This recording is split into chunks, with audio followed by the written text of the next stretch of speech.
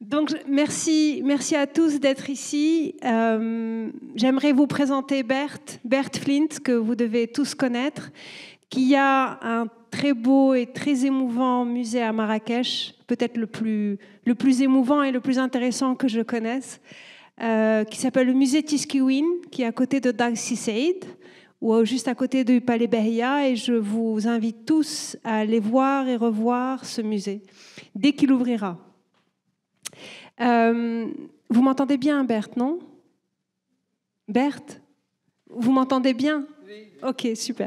Donc, Bert Flint, on a le privilège de l'avoir avec nous et je le remercie très sincèrement parce que je sais que c'est un très grand privilège et que c'est un grand moment qu'il partage avec nous. C'est une présentation qu'on va faire de manière très spontanée. J'aimerais qu'elle traduise peut-être par sa forme, mais aussi par notre échange, la manière dont j'ai pensé l'exposition avec Bert Flint. L'exposition qui ouvrira à partir de mercredi, le 21 octobre, jusqu'à fin mai, est autour de Bert Flint, de sa collection personnelle. Et c'est une exposition que j'ai faite avec Bert.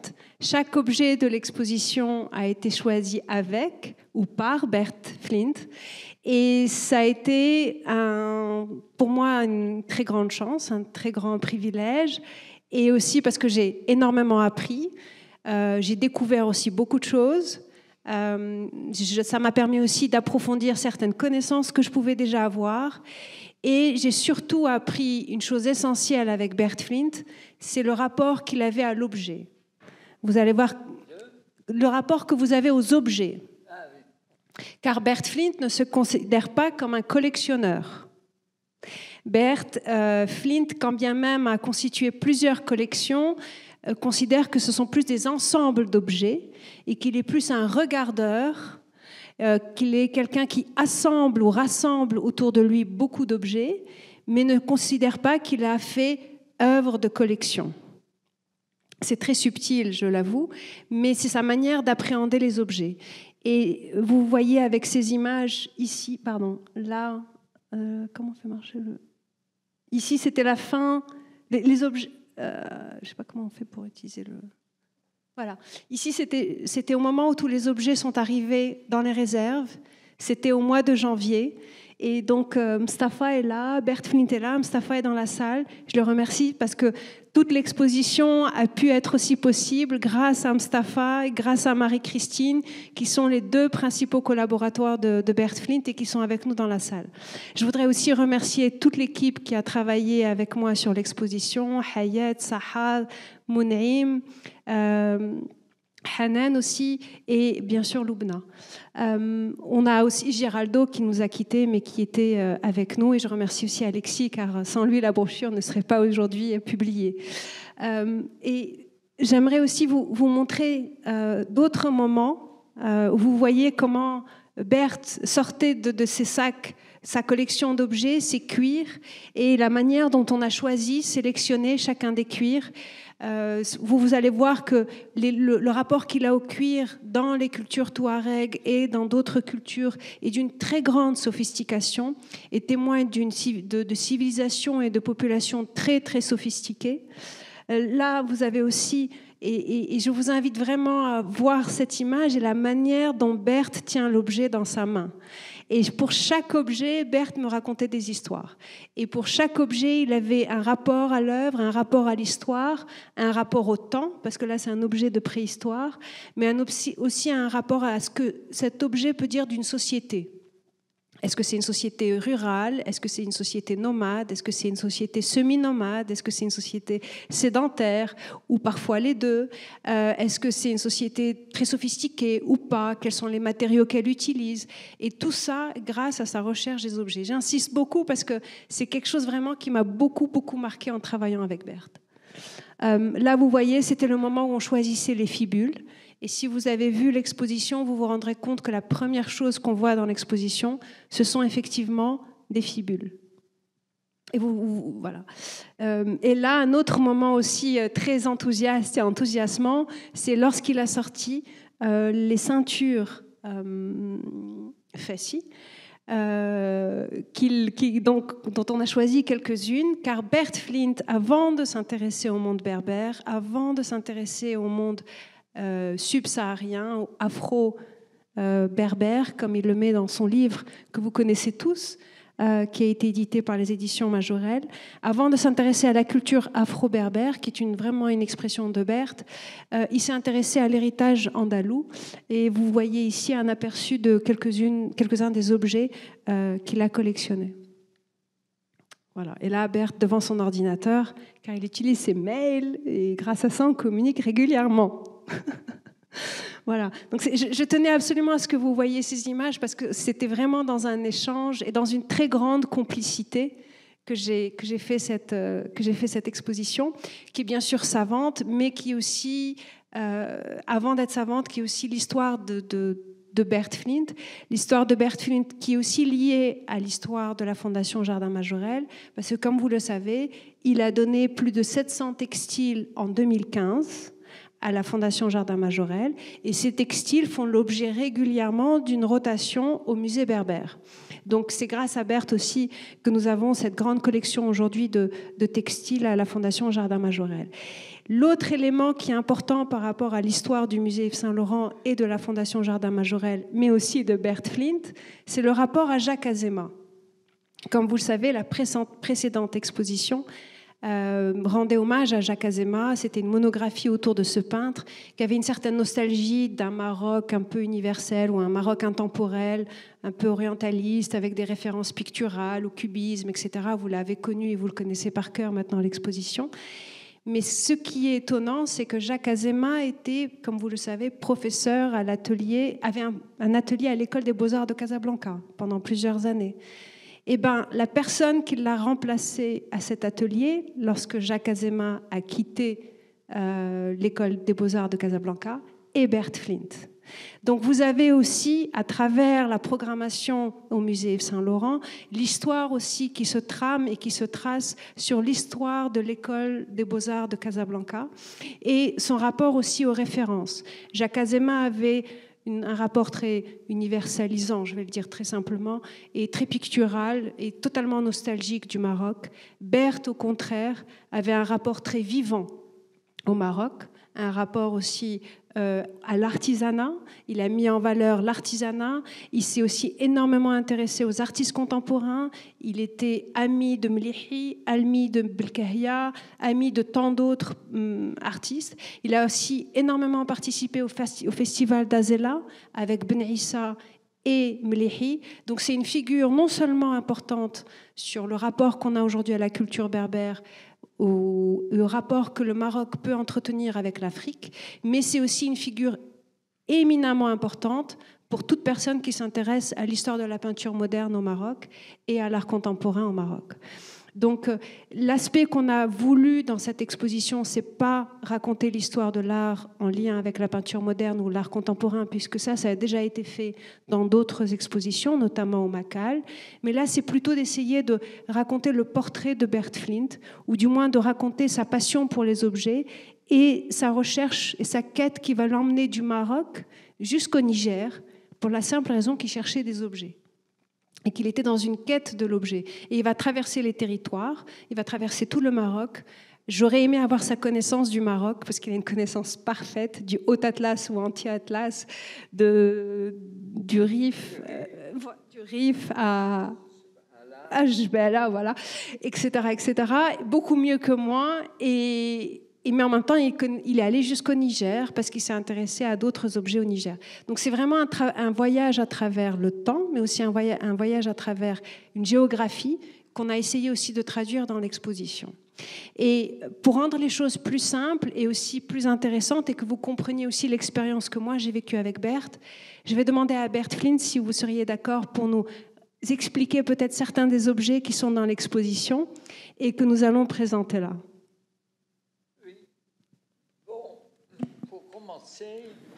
Pour commencer, il faut dire donc que je ne suis pas tellement collectionneur dans le sens propre.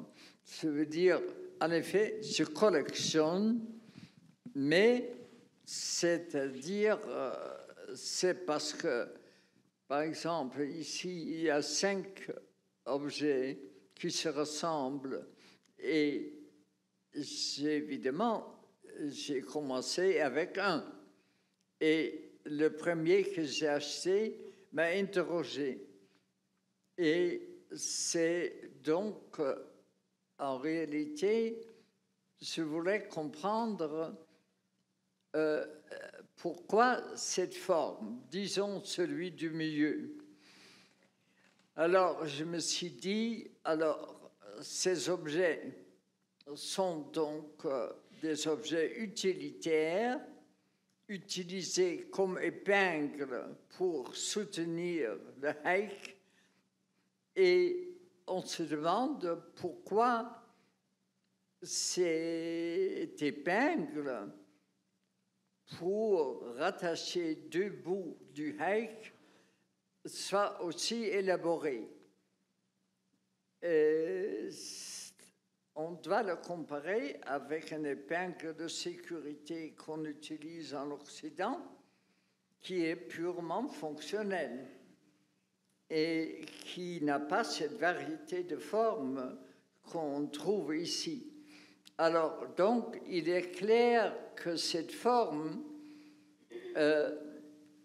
est un plus à part l'utilisation pour rattacher 2 bouts d'un tissu.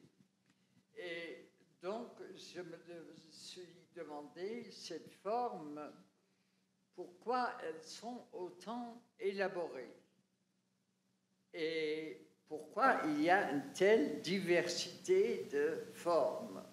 Parce que ça, c'est un ensemble de fibules de la même forme. Seulement, elles sont toutes un peu différentes, mais elles se ressemblent très nettement parce qu'elles sont de la même région. C'est ça ce qu'il fallait évidemment constater petit à petit. Mais toutes les régions du Maroc ont des formes différentes pour la même utilisation.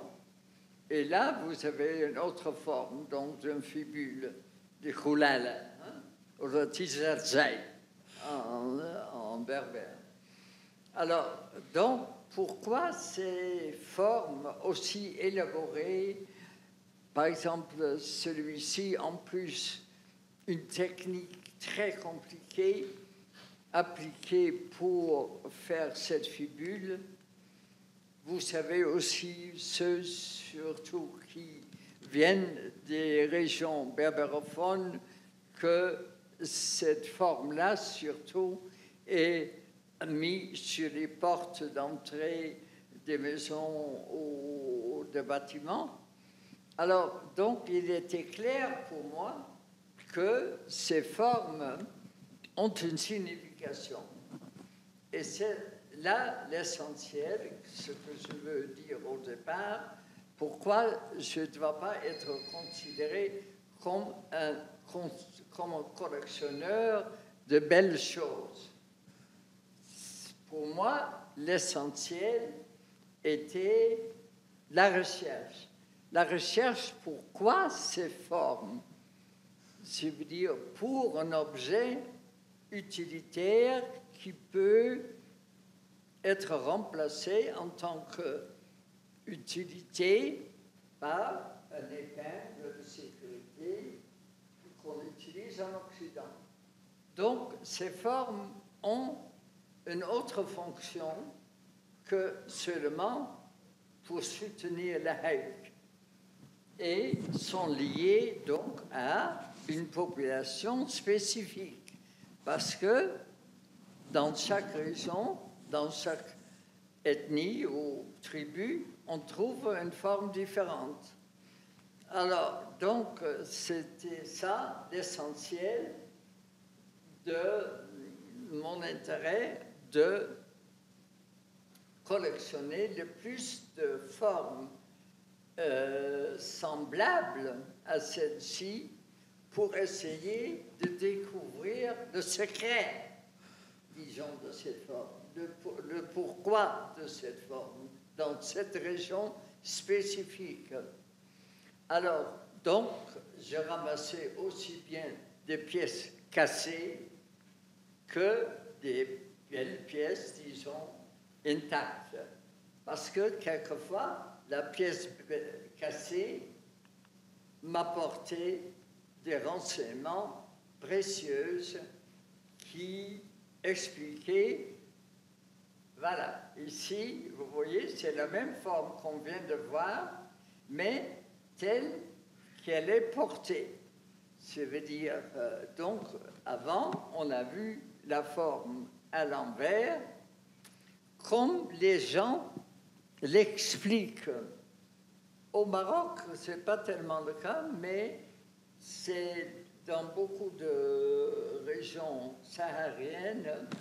En effet, quand on demande la signification, en réalité, le plus souvent, les gens refusent de donner une signification.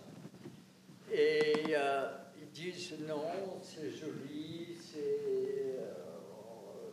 c'est traditionnel, surtout ils disent ça, c'est la tradition, et ils n'ont aucune idée, ils ne s'intéressent pas non plus quelle pourrait être la signification. Mais il y a eu des enquêtes de fait dans des régions où les gens ont automatiquement renversé l'objet opposé au sens où ils sont portés. Donc, ils les regardent, d'autrement, c'est le cas de cette forme-là. C'est-à-dire, cette forme-là doit être ou est regardée par la population elle-même de cette façon renversée, parce que cette figure est portée à l'envers. Et donc, ce sont donc des formes extrêmement anciennes, très archaïques, dont les gens ne connaissent plus la signification. Mais par le fait qu'ils donnent quand même certaines choses, comme je dis, ils les renversent pour les regarder dans le sens opposé que normalement on les voit, on voit déjà que pour eux, ce n'est pas un objet quelconque. Voilà. Donc, c'est, pour répéter, pour ne pas être plus long, parce que ça se répète la même histoire pour tous les autres objets, mais il faut commencer par celle-ci qui est peut-être la plus claire sur ce plan-là. Oui. Oui, et dans l'exposition, certaines sont présentées inversées à votre demande, notamment celles-ci. Celles-ci sont présentées à l'endroit et celles-ci sont présentées inversées. Est-ce que vous pouvez expliquer la fonction ou la raison pour laquelle vous souhaitiez les inverser ? Bon, ici, évidemment, c'est un objet qui manque de cette serrure, disons, montrée des autres. Ils ont toujours le rond qui ferme l'objet. Hein? Donc, l'épingle traverse le tissu, après, il est fermé avec cette forme ronde. Tandis qu'ici, cette forme ronde s'est perdue. Mais ce qu'on appelle un collectionneur, il ne voudra pas de cet objet-là parce qu'il n'est pas complet. Et donc, mais moi, ça ne m'intéresse pas. Je veux dire, parce que j'ai d'autres du même genre qui ont en effet le cercle. Mais celui-ci est particulièrement intéressant pour moi dans la mesure où il y a seulement sur le côté 2 triangles, alors que le plus souvent, dans cette région, maintenant, on multiple, voilà, indiquer ce triangle-là. Voilà, ce triangle-là. Alors, on les multiples parce qu'on ne sait plus qu'est-ce que c'est.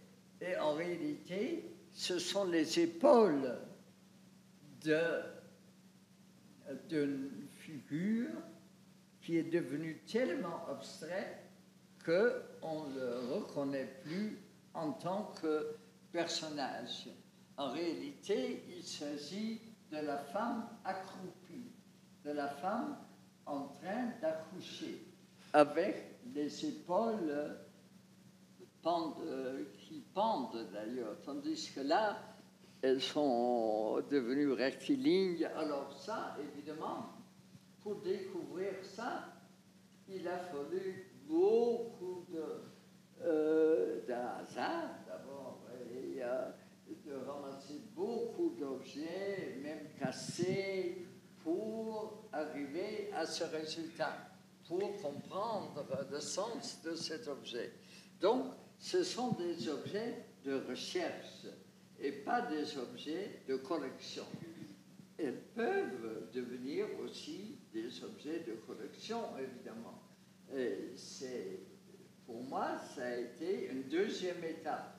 Une fois que j'ai compris, que j'ai satisfait ma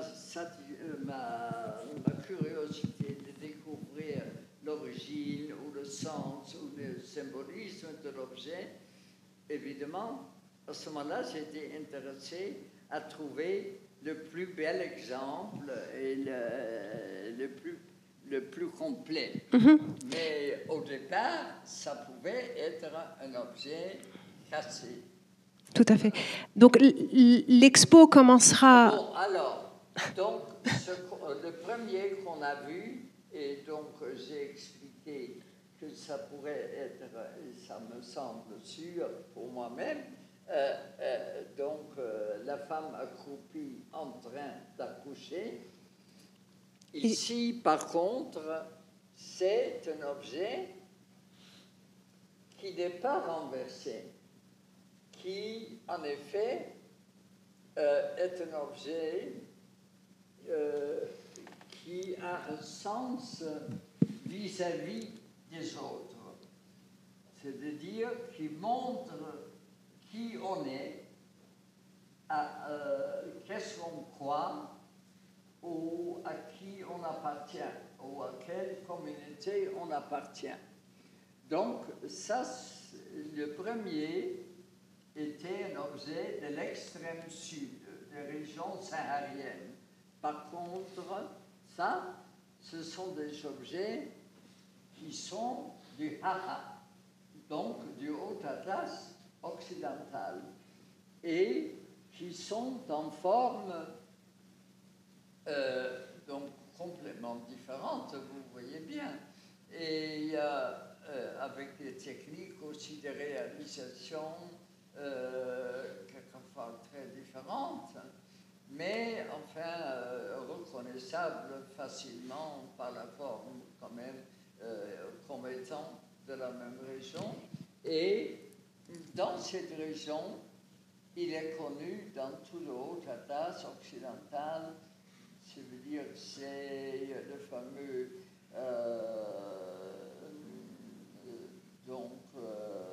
historien, géographe, donc Léon l'Africain, qui, en traversant le Haut-Atlas occidental, a parlé encore au XVIe siècle que dans cette région, il y avait des gens qui pratiquaient encore le culte du bélier, du mouton. Et je pense que cet objet représente la tête du mouton.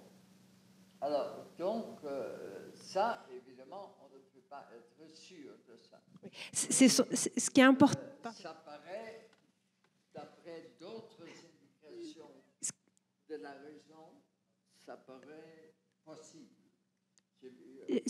Ce qui est important de dire, c'est qu'on montre ces objets, mais on montre aussi l'interprétation que vous faites de ces objets.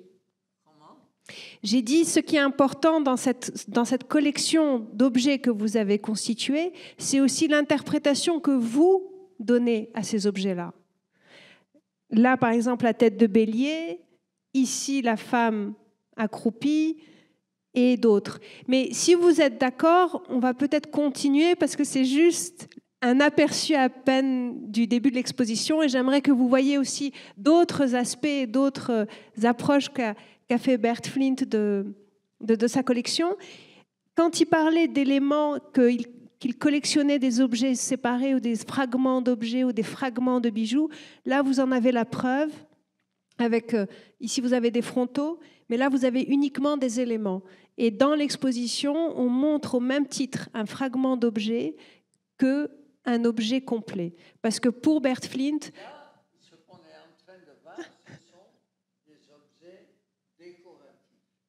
Ce sont surtout dans les figures où il y a un sens à chercher. Il y a un symbole.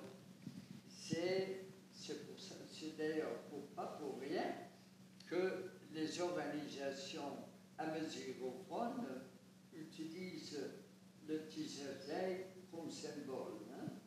Je veux dire, ils sont plus ou moins conscients que la figure résume vraiment l'essence de la culture berbère. Et donc, ils n'utilisent pas ce genre d'objets. Ça sont des objets qui font partie de la parure en général, hein, et qui sont très divers aussi. Donc, il est intéressant aussi de les collectionner par, je veux dire, en quantité pour savoir leur origine et les techniques qui sont intéressantes pour ce genre de choses-là, parce qu'il y a toutes sortes d'aspects. Alors, on vient de parler des figures.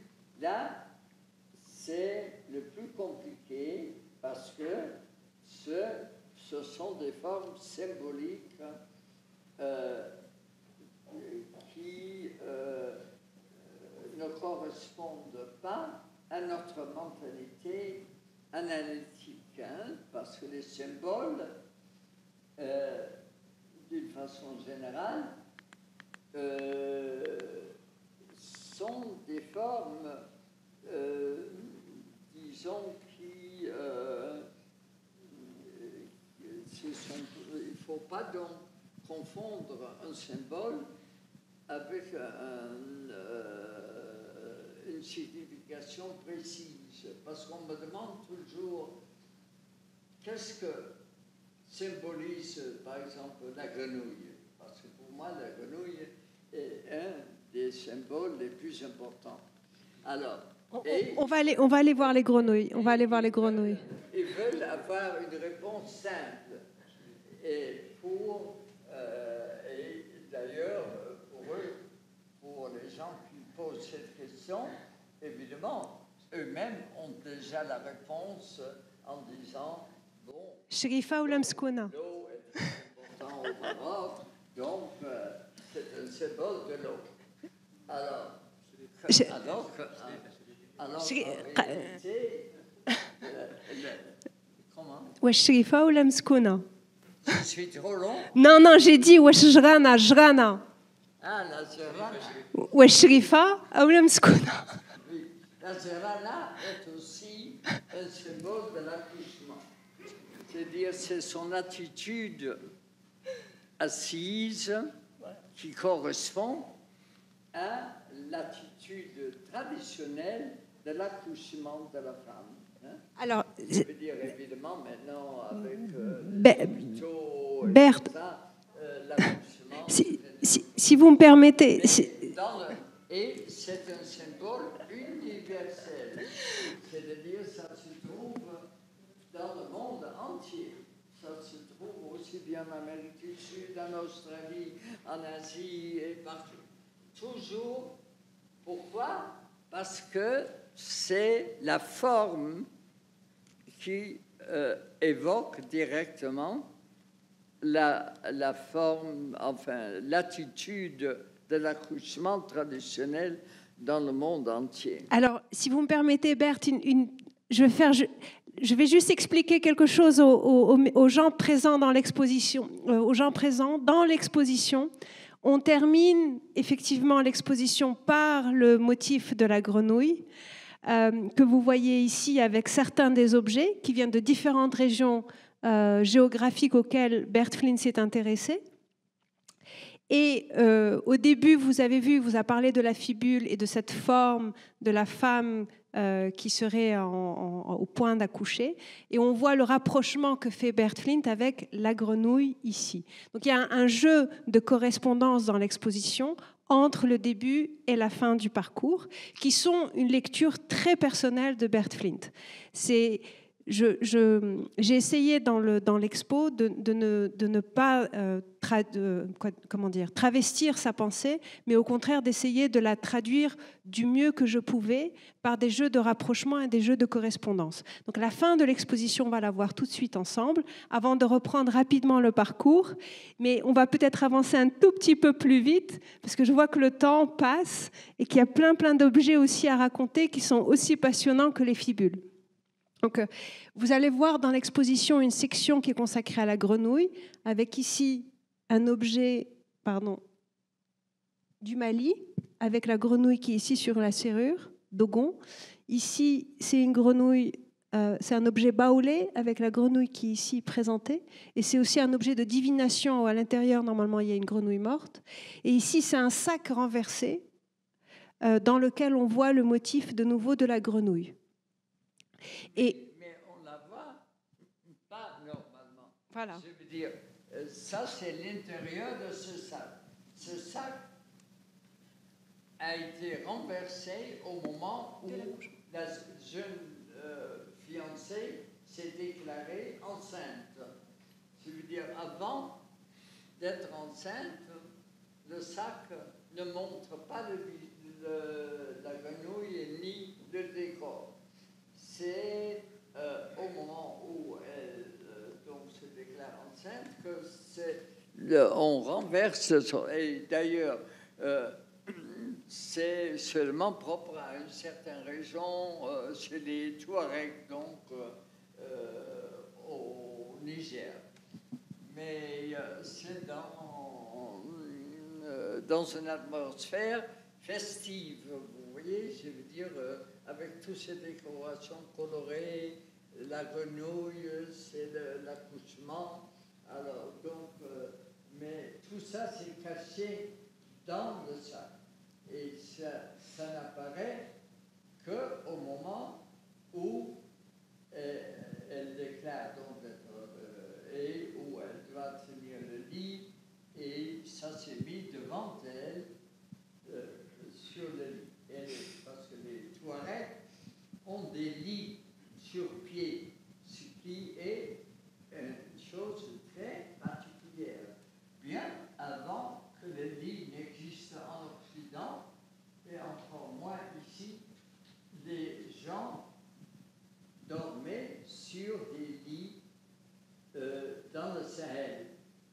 Pas par commodité, mais par nécessité, parce que le sol est plein d'épingles et enfin d'épines, je veux dire, et donc on ne peut pas dormir par terre. Et donc ils ont toujours eu des couches surélevées.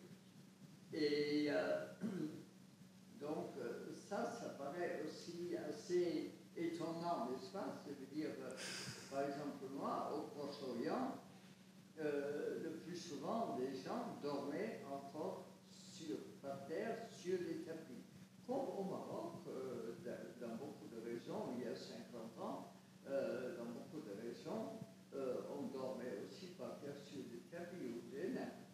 Et alors, donc,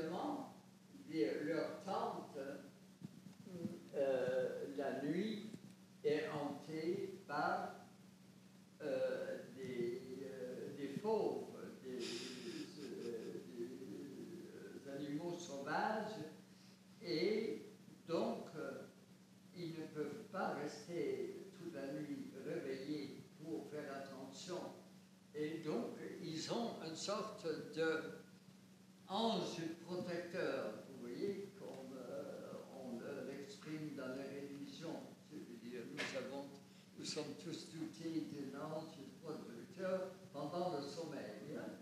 Et donc, eux, ils ont en effet derrière des lits, toujours un bâton, un pieu de lit, sur lequel ils accrochent la nuit, donc, d'amulettes qui les protègent le jour.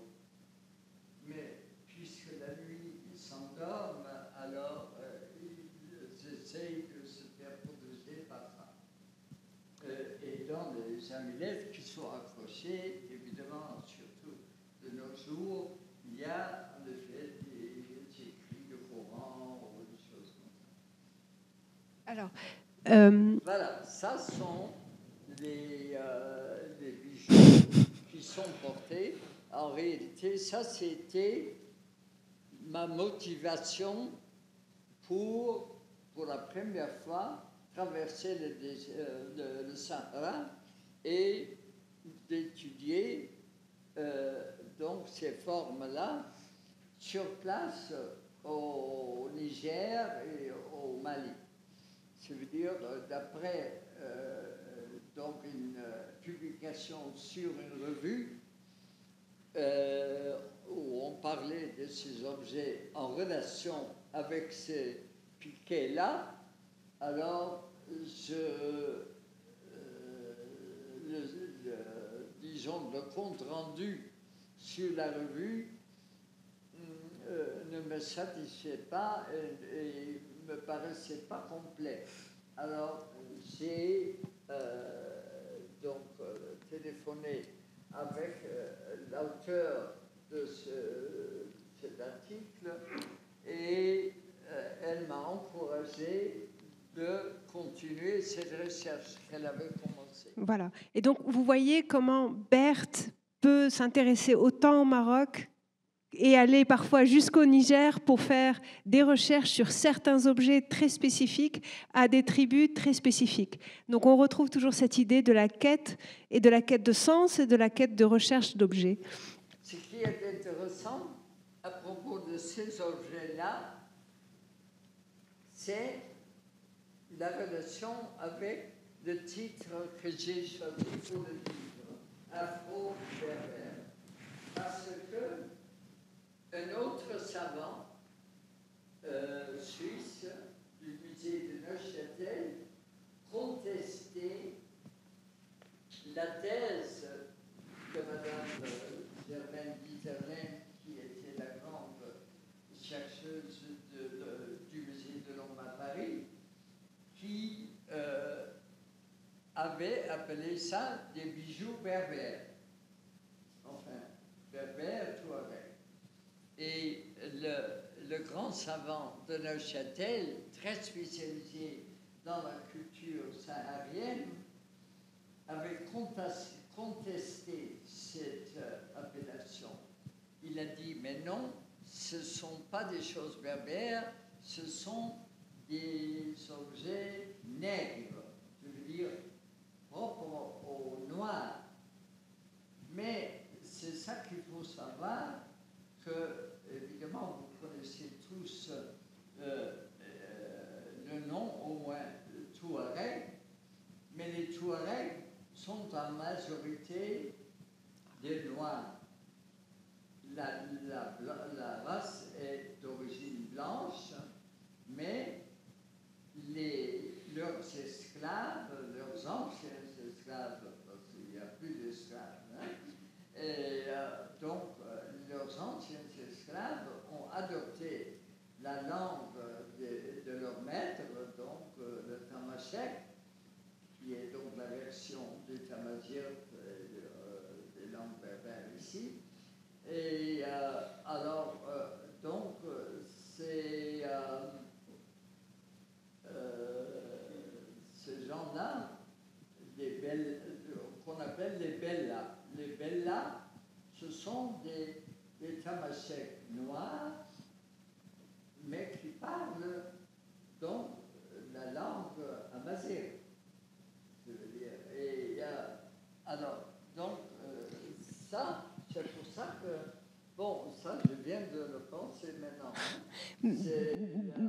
peut-être qu'on va revenir aux... Il est intéressant de comparer ça avec ce qu'on appelle ici les haratim. Vous voyez, je veux dire Berthe, on va peut-être parler des objets, peut-être revenir un tout petit peu aux objets de l'expo et peut-être revenir recentrer un peu les choses, je suis désolée, et peut-être revenir au Touareg parce que vous en parliez, en parlant peut-être de ces objets-là que vous montrez au début aussi.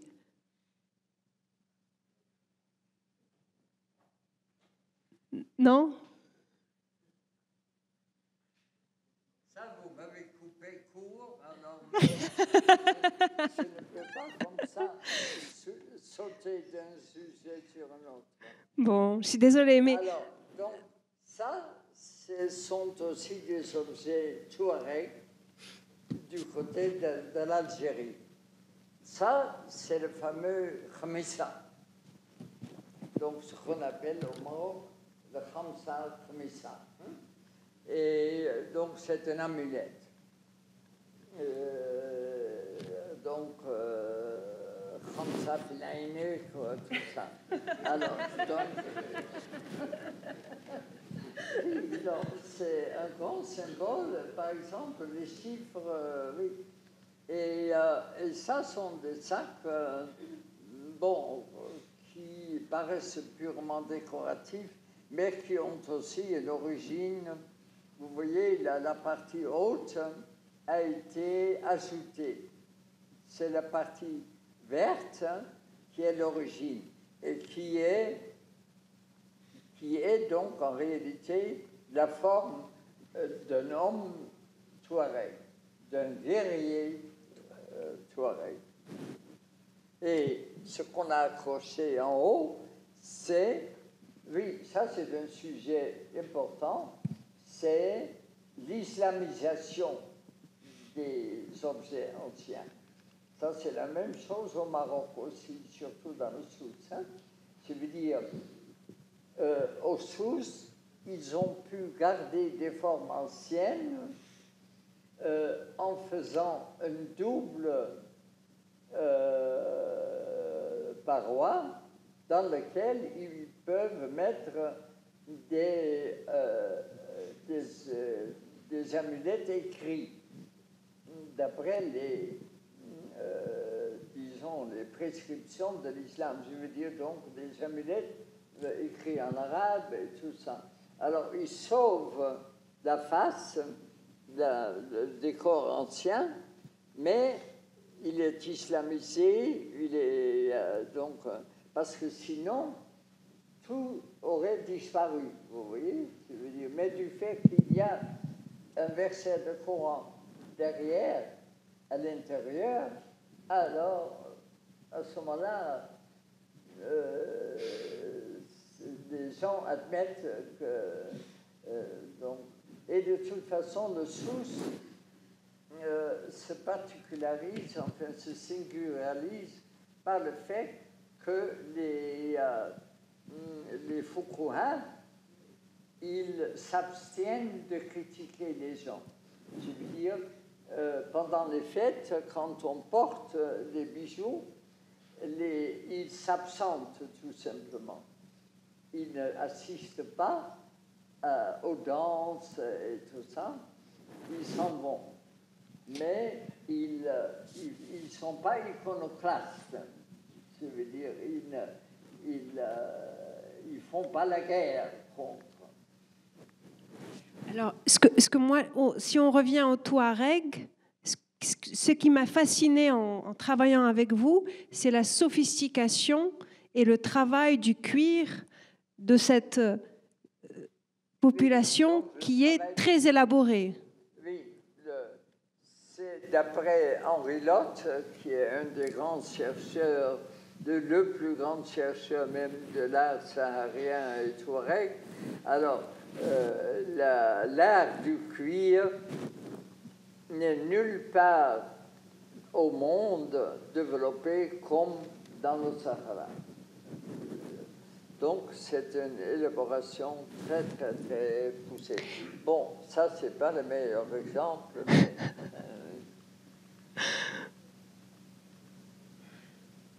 ça, c'est un très bel sac qui a été, ce sac-là, bon, j'en ai plusieurs, mais a été exposé dans la grande exposition à Londres, dans l'exposition à la galerie du Royal Gallery of Art à Londres, qui a finalement donné caution à ce que la culture égyptienne ancienne est africaine. Alors ça, c'est un sujet intéressant dans la mesure où ma participation à cette exposition, parce que j'étais le seul au Maroc à être invité, il ne voulait même pas en réalité inclure le Maroc. Ça, c'est un sujet très important par rapport à la situation actuelle au Maroc. Je veux dire, c'est très récent qu'il y a ce mouvement vers, ou l'ouverture, si vous voulez, vers l'Afrique. Hein. Le roi lui-même se déplace dans le pays africain. Il a fait tout le possible pour être admis à l'Union européenne, africaine. Alors, donc, l'Afrique du Nord a toujours et est encore dans les universités séparée du reste de l'Afrique. L'Afrique du Nord n'était pas considérée comme vraiment africaine. Et du fait qu'elle est blanche et le subsaharien est noir était un prétexte pour diviser le Maroc, diviser l'Afrique en deux. Mais ça, c'est l'essentiel maintenant pas de mes recherches, mais de mon combat. Mon combat est de faire admettre le Maroc comme pays africain. Et surtout que les Marocains blancs se admettent comme africains. Je veux dire, heureusement, je suis aidé par le football. Dans le foot, le Maroc fait partie de l'Afrique. Alors, donc, je dis souvent aux visiteurs à mon musée, ce qui est vraiment extraordinaire, c'est que les gens illettrés au Maroc savent et admettent que le Maroc fait partie de l'Afrique, alors les intellectuels universitaires ont beaucoup de mal à se reconnaître eux-mêmes comme africains. Et voilà. Et donc, effectivement, un des objectifs aussi... Vous croyez que ça pouvait être la fin? Non. On va un petit peu continuer avec d'autres Touaregs et d'autres civilisations, mais effectivement, l'idée de la réciprocité et les jeux de dialogue entre le Maroc et l'Afrique subsaharienne. Voilà, l'idée de l'africanité du Maroc, une théorie pour laquelle Berthe plaide depuis les années 70, est très importante. Et c'est ce qu'on a essayé aussi un peu de traduire dans l'exposition, puisque l'idée, c'est que toute l'exposition forme un tout, que c'est une seule entité culturelle artistique qui commence au Rif et qui continue à travers le Sahara, le Sahel et qui remonte ensuite par la Mauritanie. Et là, on a encore de nouveau d'autres cuirs. Ça, c'est mauritanien. Voilà. Oui, mais bon, oui, ça c'est un sac pour jeunes mariés qui a donc un travail de cuir très élaboré. Et en effet, Lot dit que au monde n'existe pas un art du cuir aussi élaboré qu'en Mauritanie. Et ça, ce sont des protèges. Ça, c'est pour protéger les marchandises. Vous pouvez expliquer la fonction de l'objet? Est-ce que vous pouvez expliquer la fonction de l'objet? De ces objets-là? De celui-là? Non, c'est un élément. Ça fait partie d'un élément. D'accord. Et en général, la marchandise est cachée en dessous? Non. Donc... Ce sont des sortes de rideaux. Oui, c'est ça. D'accord. Okay. Ça peut s'expliquer. Ça c'est important. Ça veut dire, là, vous avez 3 sacs de jeunes mariés qui sont toutes différentes. Ça veut dire, donc, la mère, quand elle prépare le sac pour la jeune mariée, elle y met tout ce qu'elle souhaite pour sa jeune fille. Alors, donc, c'est pour ça qu'il y a une telle diversité. Moi, j'ai des vingtaines, plus de ça, enfin, beaucoup de sacs. Elles sont toujours différentes, d'après l'inspiration de la mère et ce qu'elle souhaite pour sa fille. Et donc, tout ça, ce sont des symboles qui demandent encore beaucoup de recherche. Je veux dire, donc, en réalité, il faudrait un véritable centre de recherche où on peut recevoir, par exemple, des étudiants mauritaniens, maliens, qui étudieraient ces objets qui sont dans ma collection, mais sur lesquels je n'ai pas assez d'informations et je ne peux pas, moi, je veux dire, couvrir un espace. Déjà, le Maroc tout seul est déjà un énorme pays. Et alors, couvrir tout le nord-ouest africain, c'est impossible. Alors, on peut éventuellement avoir des objets qui viennent vers ici, mais pour vraiment savoir de quoi il s'agit, il faudrait donc tout un centre de recherche qui dispose de bourses à donner à des gens qui vivent dans ces régions où ces objets sont utilisés. Ça, c'est intéressant comme objet. Vous voyez, des objets purement nomades. Je veux dire, dans la mesure que ils contiennent des objets qui sont très fragiles et qui sont protégés et serrés dans un récipient en bas. Par exemple, celui-ci à gauche contient la lampe à huile, oui, pas la lampe à huile, la lampe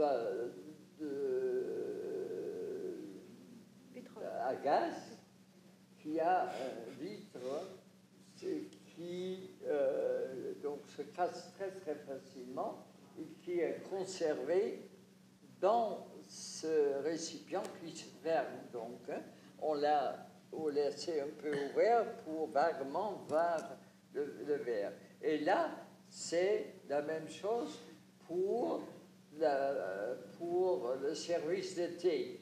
Alors là, il y a les verres pour servir le thé et la théière qui sont très coincés pour qu'ils ne puissent pas bouger et donc ne pas se casser. Et donc, il faut imaginer... Ça, c'est des objets donc purement nomades. Voilà, il faut imaginer une population nomade qui a ces objets très élaborés, très finement décorés et avec lesquels ils voyagent. Oui. Voilà. Alors, on prend un peu l'exposition à l'envers et on va revenir au Maroc avec ce très beau tapis. Voilà, ça, bon, la photo est très mauvaise.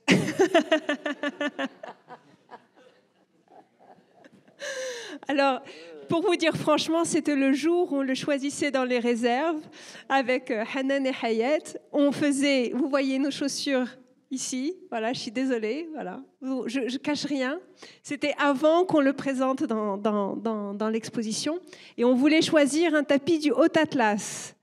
Et j'avoue que j'aimerais bien que vous nous expliquiez en quoi il est intéressant et qu'est-ce qu'il traduit sur cette population, ou du moins sur cette femme qui l'a fait?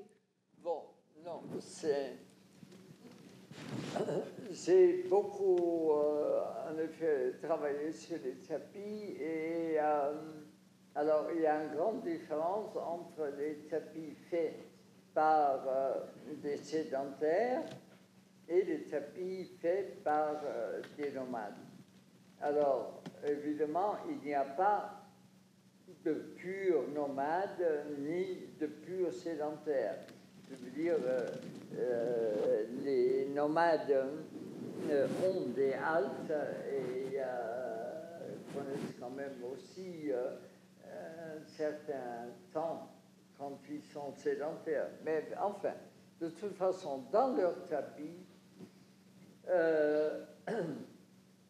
dans les tapis sédentaires, la maison, comme pour nous, enfin nous, quel est le centre du monde pour nous qui habitons les villes? C'est notre maison, c'est notre ville, c'est notre rue. Je veux dire, nous avons un point central à partir duquel on rayonne et on connaît le reste. Et donc, plus on va loin de la maison, il y a donc des périphéries et tout ça. Mais on revient vers le centre qui est la maison. Alors, donc, ça se reflète miraculeusement, on pourrait dire, enfin, pour moi, c'était une sorte de révélation de découvrir que, bon, moi, j'avais ramassé beaucoup de tapis et, à un moment donné, je me suis rendu compte que certains tapis avaient un centre et d'autres n'en avaient pas. Celui-ci, par exemple, n'a pas de centre. Alors, je me suis demandé pourquoi. Et en faisant simplement le constat que, en classant les tapis par région, alors je voyais que tous les tapis qui avaient des centres très marqués étaient du Haut-Atlas et des villes, comme le tapis de Rabat ou le tapis du Haut-Atlas, qui ont un centre très marqué, ce sont des sédentaires. Par contre, les tapis du Moyen-Atlas s'est révélé, bon, les tapis qui n'avaient pas de centre étaient, comme par hasard, tous du Moyen-Atlas. Des régions où, à l'époque où moi je suis arrivé au Maroc, 90% de la population habitait encore sous la tente. Vous voyez, un peu vous qui êtes presque tous très jeunes, alors vous vous imaginez comment le Maroc a changé. Je veux dire, donc, 90% de la population de Moyen-Atlas vivait encore sous la tente. Et M. Ahadan, qui était le ministre pendant si longtemps, alors lui, il est né sous la tente et sa femme, la française, l'a connu sous la tente, il a vécu avec lui sous la tente.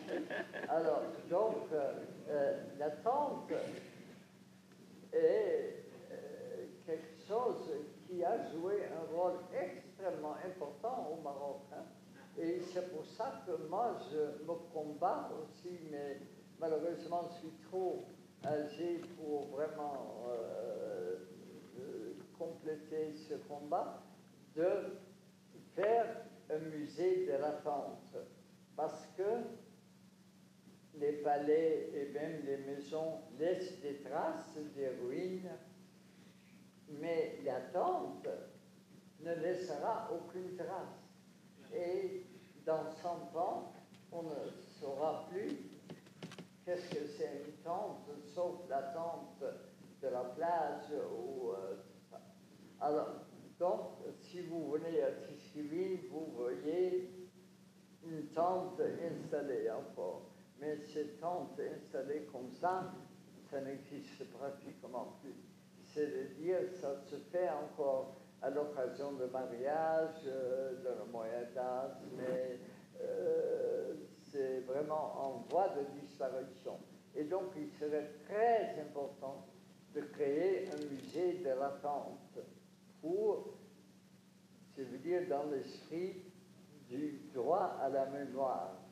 Je veux dire, donc, ça c'est le titre de la revue. Alors ici, vous voyez, il n'y a que des bandes horizontales, il n'y a ni centre ni cadre. Donc, il y a la tisseuse parce que 95% sont des femmes qui faisaient les tapis, hein, c'est-à-dire dans le Moyen Âge. Alors, donc, elle commence en bas et ce sont des bandes qui se succèdent. Et donc, c'est très clairement dans la tradition donc nomade. Ce qui ne veut pas dire forcément que ces gens sont encore nomades. C'est dans la tradition nomade. Et évidemment, dans la mesure où ils font une expérience différente de la vie, quand ils sont même dans une tente, mais en permanence, si la tente ne bouge plus et est toujours au même endroit, alors à ce moment-là, ces gens développent aussi un sentiment de centre, d'où on découvre le reste de l'espace. Mais ici, clairement, enfin, c'est encore dans un esprit purement nomade, hein, c'est-à-dire. Parce qu'il n'y a pas de cadre. C'est la juxtaposition des thèmes. Hein. Ça, c'est un peu comme pour la poésie pré-islamique. Vous voyez, ce sont des versets qui se succèdent sans qu'il y ait un centre précis. Je veux dire, ça commence comme ça et ça se termine. Je veux dire, on peut s'imaginer quelque chose en bas, on peut s'imaginer quelque chose en haut, on peut s'imaginer une prolongation sur le côté. Je veux dire, ce n'est pas déterminé, c'est un espace ouvert. Et donc, c'est ce qui est très original et très opposé à notre idée d'un centre, parce que nous habitons, je suppose, tous dans une maison et dans un endroit fixe. Et donc, c'est autour de cet endroit fixe que les choses sont plus ou moins lointaines ou plus ou moins proches. Berthe, il nous reste encore 2-3 minutes pour traverser rapidement quelques images concernant le Maroc. Et ensuite, peut-être qu'il y aura des questions dans la salle. Comment ?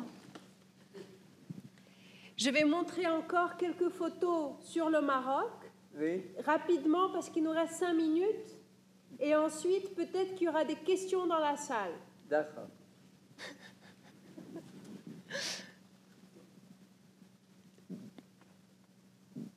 Qu'est-ce que je dois dire ? Si vous voulez, mais rapidement. Mais si vous voulez dire quelque chose, oui. Ce sont des objets de maquillage, hein, pour le Kheuhl, des récipients à Kheuhl. On retrouve... Donc il faut bien savoir que le Kheuhl, à l'origine, n'est pas un objet, quelque chose de beauté, hein. C'était un médicament. Pour les yeux. Un médicament pour les yeux. Et ça, c'est le safran. Ça, c'est déjà davantage dans le sens de beauté.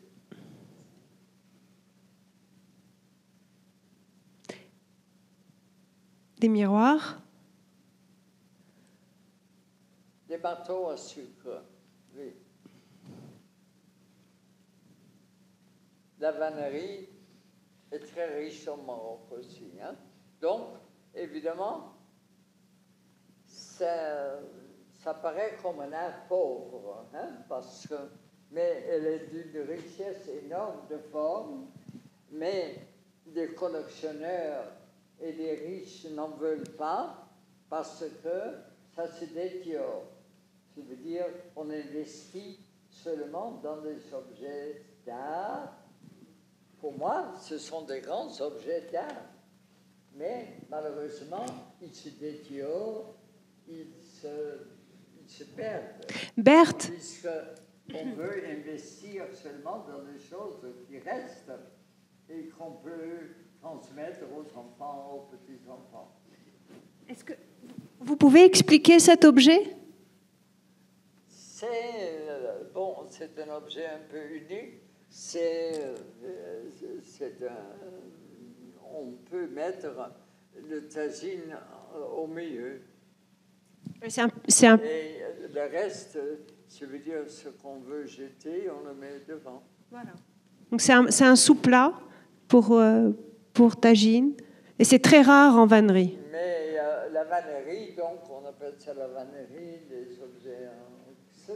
Alors, ils sont très riches, hein, en forme, dans certaines régions surtout. Et bon, ça c'est un baoul, c'est un coffre du cheval. Ça c'est donc important pour savoir mon itinéraire. Hein, je veux dire. Moi, je suis arrivé au Maroc en tant qu'hispanisant. J'avais étudié l'espagnol, je voulais faire un doctorat en espagnol. Et alors, donc, je suis arrivé au Maroc. J'ai vu qu'il y avait ici la diaspora andalouse, enfin, des familles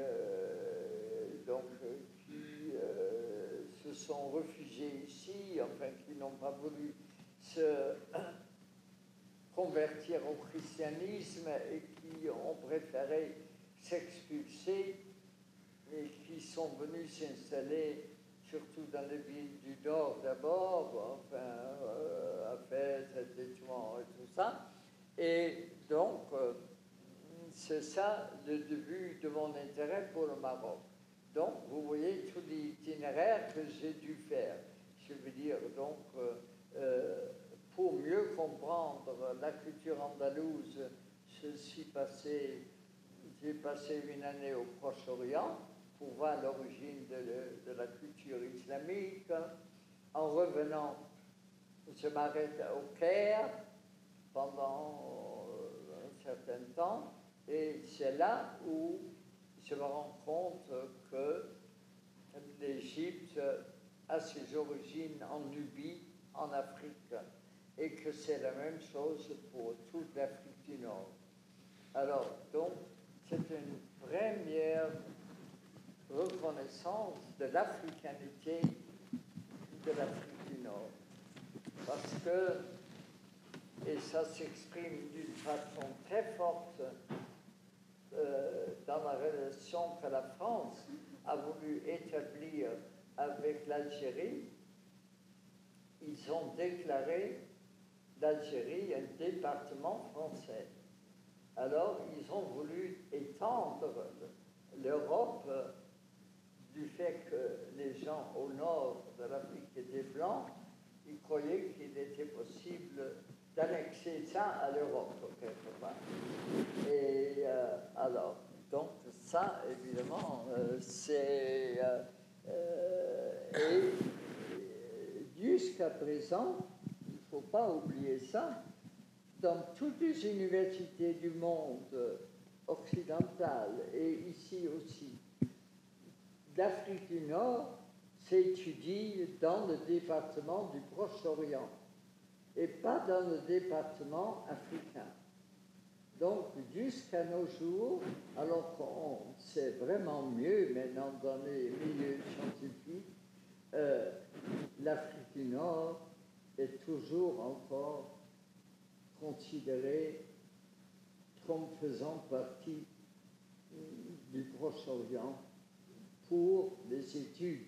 Même si on sait mieux, n'empêche que les structures universitaires sont tellement fixées, c'est tellement difficile de changer ça, mais ça c'est mon combat.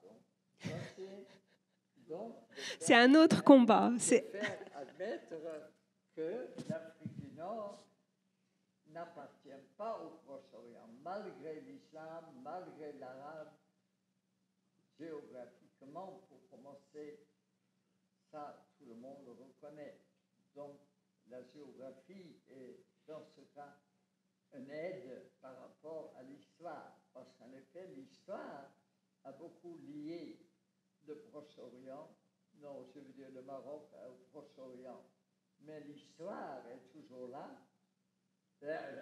la géographie est toujours là pour prouver que le Maroc fait partie de l'Afrique. Et aussi, nos footballeurs, ils savent aussi. Alors sur ce, on va peut-être donner la parole au public et voir s'il y aurait des questions. Oui, voilà. Est-ce que vous auriez des questions? Et si vous allez me répéter les questions. Personne n'aurait une question, non?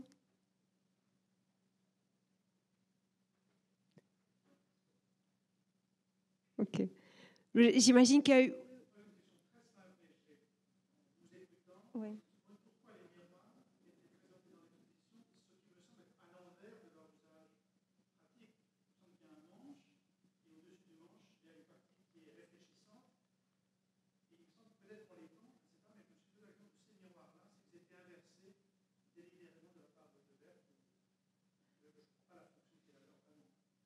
Alors, a priori, je pense qu'ils sont dans le bon sens, mais on va poser la question à Berthe. Berthe, pour ces miroirs-là, pour ces miroirs-là, le sens de l'objet, ça c'est la partie supérieure ou la partie inférieure? Ça, évidemment, c'est quand on le prend à la main pour l'utiliser, on l'enverse. Ça, et quand on l'accroche? Et quand on l'accroche comme ça. Donc effectivement, il y avait double usage.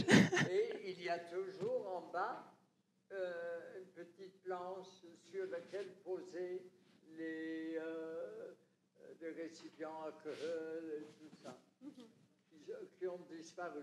Vous voyez là, voilà, ça. Donc effectivement, ça avait deux sens. Donc, est-ce que... Donc un collectionneur méprise complètement ça parce qu'il n'est pas complet. Vous voyez, je veux dire, donc c'est pour ça que je dis que je ne suis pas un collectionneur, mais un chercheur. Vous auriez d'autres questions? Non? Merci beaucoup. Merci et j'espère que si jamais vous avez d'autres questions, n'hésitez pas. Et surtout lorsque le musée Tiskewin réouvrira, je vous invite tous à aller voir Berthe dans son musée et lui poser toutes les questions et passer du temps avec lui parce que c'est vraiment comme ça qu'on a imaginé toute l'exposition. Merci. Je suis désolée, on a pris le parcours à rebours, donc vous verrez demain l'exposition dans un autre sens. Mais c'est aussi la manière dont Berthe en fait traverse les territoires, les lieux à travers chacun des objets. Et vous voyez aussi comment les régions se répondent les unes aux autres. Et comment la géographie aussi peut répondre par l'objet et par des jeux de correspondance et de forme et de fonction entre différents territoires. Voilà. Merci beaucoup et une très bonne soirée.